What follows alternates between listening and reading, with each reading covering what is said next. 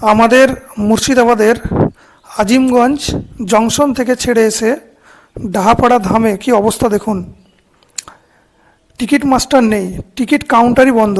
6:45-এর train যেটা আসে সেখানে টিকিট কাউন্টার পুরো বন্ধ, টিকিট মাস্টারই নেই।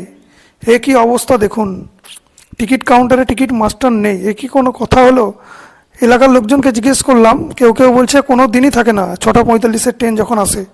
এটা কোনো একটা জিনিস খুব খারাপ লাগলো ট্রেনে উঠে, ডাহাপাড়া স্টেশনে টিকিট কাউন্টারে টিকিট মাস্টার নেই। মানুষজন টিকিট না কাটলে টিটি ধরছে, কিন্তু টিকিট কাউন্টারে টিকিট মাস্টার নেই। সেগুলো কেন্দ্রীয় সরকার দেখতে পাচ্ছে না? সেগুলো রেল ডিপার্টমেন্ট কি করে দেখে যে একটা টিকিট কাউন্টারে টিকিট মাস্টার নেই? একটা ডাহাপাড়া স্টেশনে টিকিট মাস্টার নেই, এটা কোনো কথা হলো?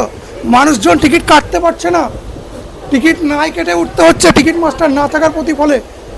তাই বলছে রেল ব্যবস্থাকে একটু টিকিটটা ঠিক মতো টিকিট মাস্টারগুলো যেন থাকে দেখেন।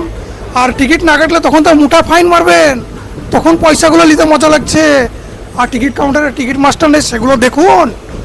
শুধু ফাইন মারলে হবে না, সবগুলো দেখতে হবে, এভাবে ফাঁকিবাজি মারলে চলবে না। তো ভিডিওটা এখান থেকে শেষ।